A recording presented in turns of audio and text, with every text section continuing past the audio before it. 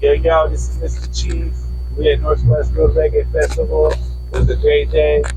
I performed at Rise of Buffalo Tribe. Shout out to Music Coast. And can you tell us about your musical background and what initially drew you to the world of music? My musical background is roots reggae music with indigenous culture mixed into it. And sorry, what was the other part? What drew you to that? Just my mom was a reggae DJ for a long time, and my father was a full-blooded Native American, so I kind of just mixed the two together and kind of created a little cultural mixing pot. And what influences shaped your sound?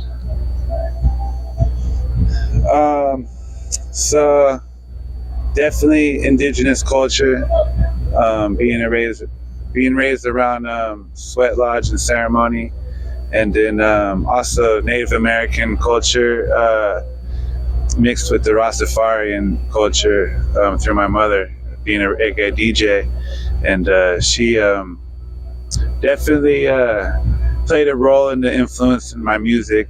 I have a hip hop flavor, but she's kind of my influence on the reggae side of it, influencing me to do more of a reggae mix of hip hop and reggae. Has she been very supportive with your career and everything because she comes from that kind of background? Yes, she's been very supportive. She's probably the reason I'm doing it, you know what I mean? So shout out to my mom, Sister Mona Lisa. That's beautiful, man. And what has been the most memorable moment or even a highlight of your musical career so far? There's been several recently. I was able to play at Gathering the Nations powwow in New Mexico, and I was able to fly the band out there, and that was a pretty cool moment in the career. And also I've won 2 awards for my music. My first album, I was able to go to Hollywood and walk the red carpet and do all that stuff, and receive 2 awards for my first debut album. And so that's definitely a milestone or something. Hell yeah, dude. And collaboration is a big part of the music industry. Are there any artists or producers that you would love to work with in the future? Definitely, the list is actually big because I keep meeting artists, especially at these festivals. I keep meeting artists that I want to work with, and definitely even producers. Tonight I was able to talk with Lamb's Bread, the drummer for Lamb's Bread. He actually is a beat producer, and I didn't know that, so I'm gonna link him about some of the production. So it's kind of cool to meet different artists and producers and build from just meeting each other and sharing a stage, and it's a cool thing. Hell yeah. Your music carries a positive and uplifting message. How important is it for you to use your platform to spread positivity and inspire your audience?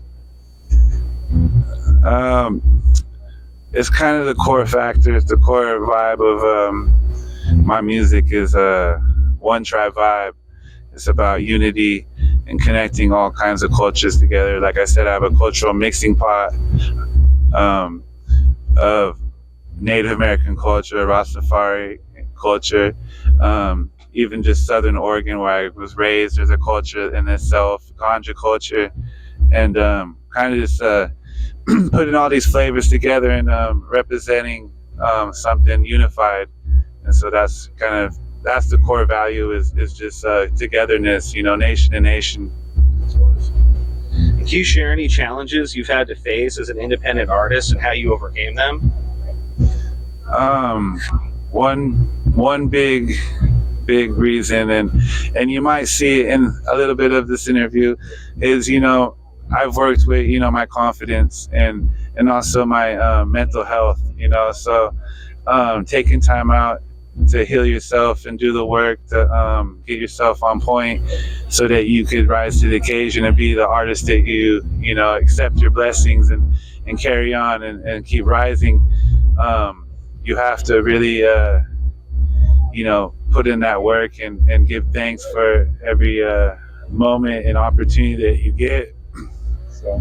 Yeah, and in a lot of your music, I see a lot of like storytelling with your music videos and your lyrics of your songs and everything. Very cultural, very positive, uplifting. And I could really see that you're big on, you know, being just aware of awareness of each other and yourself and everything. So it's very beautiful that you even share that about yourself. Thank you. So what advice would you have for an inspiring artist who's trying to look to establish themselves in the industry, even someone you know who's tribal? I think it's just about finding your niche and what helps you shine the most, and investing in that, and whatever style that may be, whatever music it may be. So me being Native American, it's been kind of hard at first to do the reggae, but if you put in work and you tighten it up and make sure that you come in correct and your music is on point, then you're respected by the culture and even the genre and the culture within the genre. So I think it's important to come correct and not have no watered down version of any kind of music that you're gonna use or build on. And for me, being Native American culture, it's important to share my culture on something such as beautiful as the culture is reggae music and Rastafari. Definitely. And is there any upcoming projects or releases that you're excited about that you could share with us right now, or are you trying to keep it under wraps? No, I just actually released a song I did today called OG Party. It's a little shout out to the 90s era of hip hop, as well as this twist with cannabis. So it sounds like an original gangster party, but it's really OG Kush. The song's called OG Party. It's on all streaming platforms. It's on all streaming platforms. Go check it out. It'd be an honor. Get those streams. It does matter, the numbers. But also, I got some stuff in queue. I got a song that's coming out with the Rising Buffalo Tribe called "Give Thanks." It's actually a remake from a song I did on my first album, and this is it's called "Give Thanks the Refix," and it's sponsored by Going Green Farms and Going Green Dispensary out of Albany. So check it out. It's right off the freeway. Fuck yeah, dude.